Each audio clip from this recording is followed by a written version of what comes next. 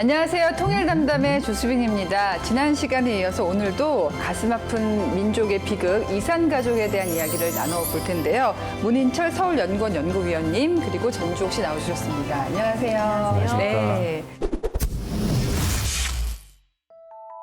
우리 대한민국은 그래도 이산가족 상봉 사업에 대해서 상당히 적극적이에요. 문제는 북한이 계속 거부감을 느낀단 말이에요. 근데 좀 걱정이 되는 게 남한에 계신 분들은 사실 불이익이 없거든요. 내가 북에 둔 가족이 있다고 해서. 그렇죠. 근데 북에 있는 이산 가족들은 너 남한에 가족 있어? 그럼 너 탈북할 수도 있겠네. 너 연락해서 그렇죠. 나갈 수도 있지 않겠어? 그래서 불이익이 있지 않을까 좀 걱정되는데 어떤가요?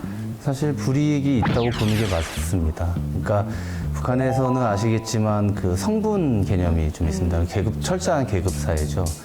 그러다 보니까 월남자 실향민 같은 경우에는 배신의 개념이 들어가게 됩니다. 배신자. 예.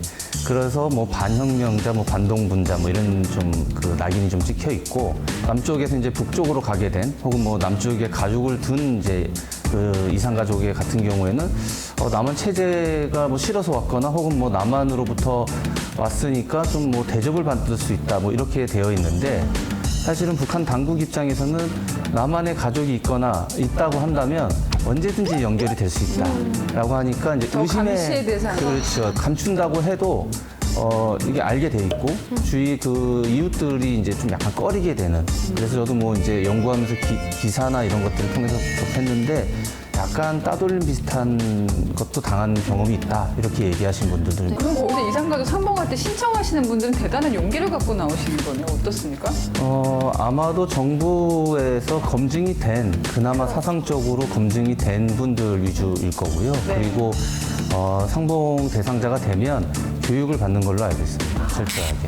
다시 한번 교육을 좀 받고 이 사람이 속된 말로 배신을 안 때릴 거라 이렇게 할 수 있을 정도가 되죠. 그래도 어떻게든지 간에 외부하고 접촉을 하게 되면 소위 말하는 체제 오염의 가능성이 있다고 생각하기 때문에 네, 그렇죠. 왜냐하면 사실 북한이 저렇게 철저하게 문을 닫고 있는 이유는 외부의 소식, 소위 말하는 자유의 바람을 막고 싶은 게 가장 크기 때문에 항상 의심의 눈초리를 보고 그렇다 보니까 좀 이산가족 문제도 굉장히 정치적으로 접근하고 좀 꺼려하는 게 있는 것이죠.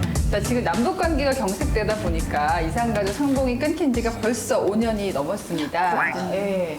그런데 제가 보니까 연구위원님이 소속이요. 서울연구원이라는 지자체 연구원이잖아요. 네. 이산가족 상봉 사업이라는 게 사실 정부 사업인데 이 서울시 쪽에서 이런 연구를 하게 된 목적이 있을까요? 큰 문제의식은 네. 그동안 남북 교류협력이 사실은 북한 주민에게만 일방적인 어떤 그 혜택이 가지 우리 국민 혹은 시민이 그 체감하고 어떤 이익이 있느냐 하는 어떤 문제 제기가 항상 계속되어 왔었습니다.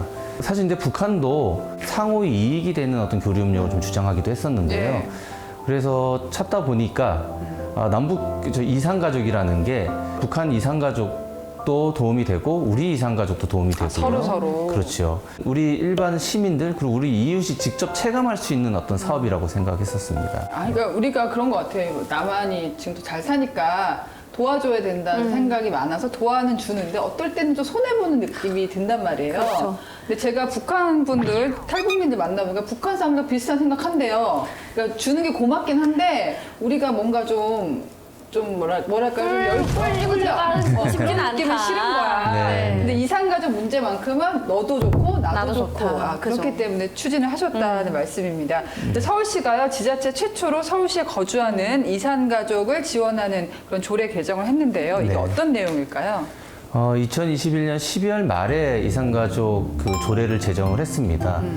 그러니까 이산가족 상봉 관련된 그 뭐 시민의 인식과 인식 공감대를 위해서 좀 조례를 제정하게 되었습니다. 네. 그래서 뭐 이산가족 위로 사업이라든가 지금 현재 문제이기도 하지만 우리 분단 국가에 살고 있잖아요. 그러니까 이산가족 문제는 사실은 우리 분단 국가의 어떤 과거이고 또 현재이고 또 통일을 지향한 미래의 어떤 상징적 가치가 있습니다. 그렇다 보니까 이제 이산가족 문제 지금 많이 고령화로 많이들 이제 돌아가시고 계시는데 이산가족 문제에 대한 어떤 그 역사, 보전, 그리고 콘텐츠 뭐 이런 것들에 대한 것도 발굴을 좀 하고요. 네. 국제사회하고도 뭐 협력을 좀 해야 되니까 그런 문제들을 좀 서울시에서 적극적으로 지원하자. 뭐 이런 차원에서 좀 그런 내용이 담긴 조례를 제정했습니다. 네. 주옥 씨가 이제 안타깝게도 아버님은 거기서 돌아가셨지만은 다른 가족들은 함께 탈출하셨다고 제가 들었어요. 네. 궁금해요. 그럼 다 이렇게 왔어요. 풍족하잖아요, 옛날보다는. 네. 그리고 좀 원하던 자유를 누리고 있잖아요. 그래도 고향이 그리울까? 말해 보이겠지만 그리울 때가 많습니다. 네, 뭐 개인차가 있을까요, 사실? 고향은 고향인 것 같습니다. 어떨 때 가장 생각이 많이 나요? 혼자 있을 때.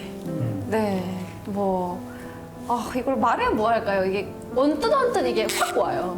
이게 뭐 울지 말고 얘기해봐요. 네, 이게 무슨 분위기 이런 게 상관없이 예를 들어서 이 친구가 막 내가 고향 얘기 막 친구들끼리 만나 수다 떠는데 우리 어릴 때 이렇게 했잖아. 근데 나는 여기에 공감할 수 없는데 그럼 뒷면 한쪽으로 나에게도 고향이 있는데. 근데 이걸 얘기할 수 없고 공감을 얻을 수도 없고 나의 시절에 대해서 네, 어린 시절에 대해서. 그게 떠오르기도 하고 가족끼리 있을 때는 더 나죠. 사람한테 뿌리라는 게 이렇게 되게 무서운 것 같아요. 남북 이산가족 상봉이 사실 몇 차례 이렇게 진행이 됐었지만은 아쉬운 게 항상 그때마다 일회성 이벤트 같은 느낌이 들었습니다. 연구위원님은 그간의 사업들 좀 어떻게 평가하세요? 사실 그 정권에 따라서 어떻게 평가를 하기보다도 이산가족 상봉 자체가 정치적 이벤트의 성격이 좀 강했던 것 같습니다. 맞아요. 네. 그래서 이게 선후의 문제가 좀 있긴 한데요. 근데 기본적으로는 남북 관계가 좀 개선된 분위기 속에서 이산가족 상봉을 하는 경우들이 좀 대부분이다 보니까 네. 그러다 보니까 이게 정치적 이벤트적인 성격이 좀 강하게 보였고 그리고 상봉이 가장 중요한 문제이긴 하지만 상봉 말고도 뭐 다양하게 이산가족 문제 해결을 위해서 노력할 수 있는데 상봉 중심으로 접근을 하고요. 만나야 되는 그러니까요. 그러니까 상봉 중심으로 접근을 하니까 일단 정부가 독점하게 되고요. 그리고 정부가 독점하다 보니까 다양한 사람들의 다양한 방식들을 역설적으로 제약하는 형태가 좀 생겨서 그게 이제 반복되다 보니까 악순환처럼 돼서 네. 결국엔 만나야 되는 거고 만나려면 당연히 정부가 중심이 돼야 되고 그러다 보니까 남북 관계에 따라서 하다 보니까 정치적 이벤트적인 성격이 좀 강하게 이렇게 나왔던 것 같습니다. 사실 뭐 동독하고 서독만 해도 그 통일되기 전부터 막 그렇죠. 왕래도 하고 편지도 네. 주고받고 했는데 요즘에 뭐 핸드폰 비대면으로 이렇게 영상통화도 할 수 있고 그런데 방법이 되게 많을 것 같은데요. 그렇죠. 21세기고 이미 여러 차례 있었지만 화상 면담이 그래도 북한 세트상을 꾸려놓으면 북한도 내부를 노출하지 않아도 되고 네. 좀 그렇게라도 생사 확인만이라도 좀 시켜주면 좋겠다. 네. 또 말씀하셨던 것처럼 민간 차원에서 이제 좀 할 수 있는 역할들이 있었으면 좋겠다. 그런 생각이 듭니다. 사실 이산가족이라는 게 나랑 상관없는 얘기 같지만 저희 따지고 보면 한 민족이고 각자가 다 이산가족인 거예요. 왜냐면 우리가 같은 민족인데 못 가고 있으니까. 네. 그러니까 이런 분들이 정말 자유롭게 왕래까지는 아니더라도 소통을 할 수 있으면 얼마나 좋을까라는 생각을 해봤습니다. 자, 주옥 씨도 실향민이잖아요. 그렇죠. 앞으로 이산가족 교류 사업 또 한마디 좀 의견을 주신다면 어떤 게 있을까요? 가능할지 모르겠지만 탈북민도 포함시켜줬으면 좋겠습니다. 네. 그쪽에서도 아직까지는 정치적으로 많이 보지만 다 살기 정말 힘들어서 나온 사람이잖아요. 사람의 문제인데 탈북민을 포함시키는 순간 북한에 있는 가족들이 위험해지지 않겠어요? 그럴지라도 만나보고 싶은 사람들이 있다면 만나시면 좋겠습니다. 지금 탈북민 수가 35,000명. 남아 계신 실향민이고 실측 수와 거의 맞먹는 숫자일 네. 것 같은데요. 탈북민은 점점 더 유입되는 상황이고 그래서 탈북민도 가족을 만났으면 좋겠다. 네. 중요한 말씀 해주셨어요. 연구를 하시면서 구체적 연구는 안 하시더라도 이런 아이디어들이 좀 들어갔으면 좋겠다 하는 거 있으세요? 사실 그래서 이탈 주민들의 역할이 고향을 떠올리시면서 약간 울컥하시고 그리운 마음이 있는 것처럼 지금 이산가족 분들도 그러실 겁니다.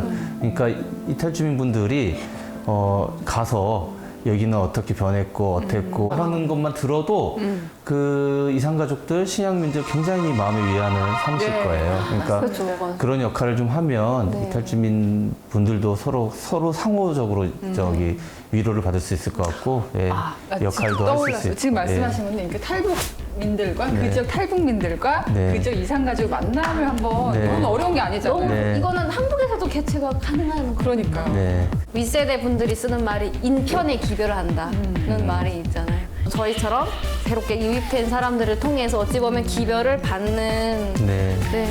너무 좋은 것 같습니다. 네, 좋을 것 같습니다. 네. 이 가슴 뭉클한 게 지금 저한테 막 느껴져요. 2회에 걸쳐서 통일의 필요성을 세상 한번 느껴보는 남북 이산가족 교류 문제에 대해서 이야기를 해봤습니다. 정말 이산가족분들 고령이신 분들도 참 많은데 좀 하루라도 빨리 좀 좋은 소식을 전해드렸으면 좋겠습니다. 통일 담담은 다음 시간에 또 새로운 주제로 찾아뵙도록 하겠습니다. 함께해 주셔서 고맙습니다. 네, 여러분 통일 담담. 감사합니다.